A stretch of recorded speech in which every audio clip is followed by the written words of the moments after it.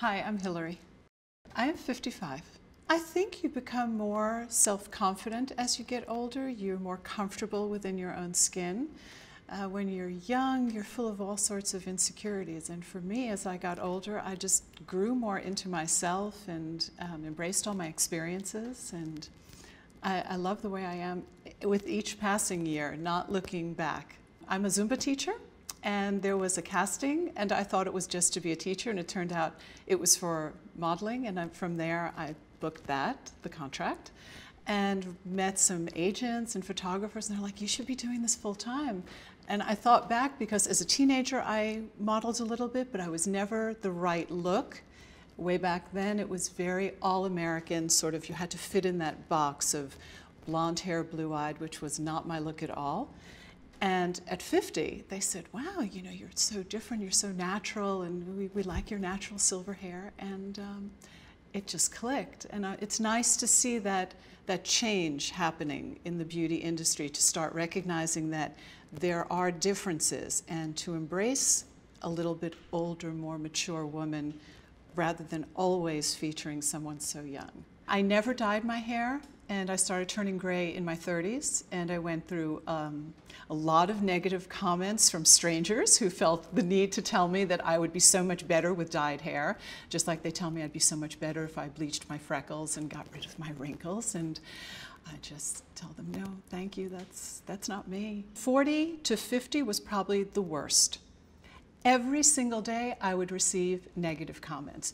You would be so much better, you'd be so much younger, you'd be so much this. And I became so rebellious about it. It was almost just, no way would I do it.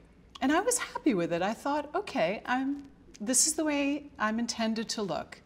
And I don't think it has anything to do with age. So whether I have gray hair, wrinkles, freckles, or whatever society tells me I shouldn't have, has no bearing, none. This is it. I'm unique the way I am and prefer to stay that way. But yes, my silver hair was definitely a catalyst for it. My advice to someone going gray would just be to stick it out. No one I know, and I'm in contact with so many people, has ever regretted the decision. It is something, your skin tone will be enhanced because it's the way nature intended it to be. You will actually gain a lot more confidence because, surprisingly enough, and I will say this, men are extremely attracted to women with gray hair. For some reason, they see it as a sign of confidence, of sort of bold and risky, and that's appealing. And they feel, I've always had more men stop me and say, you know, I love what you did. I wish my wife or my girlfriend would do that. And congrats to you for being so natural. So sometimes the image that women think will keep that vitality and that energy and that mojo going is just an image that the advertisers created for us. And it's really not what is the right thing. Vital and alive comes from within. You can't buy it. It really comes from embracing who you are.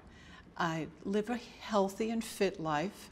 And I think that the extra energy that provides just brings out what's naturally in you. It's a choice to be negative or positive. Growing older is a gift of being healthy and choosing happiness over sadness. We can create a lot of misery in our own lives. We can choose to embrace all the negativity that's out there, or just look at things in a positive way. As we get older, we can just experience things in a deeper way and in a more productive way. Pro-aging for me is the most important movement, I call it now, in the industry and in the world. It just means stop putting a negative connotation on aging. Aging is something positive. Not everyone gets to do it. So stop telling us that aging is something bad, something we should erase, we should always look back. I have no desire to look like I did at 25. I want to be the best version I can be at every age.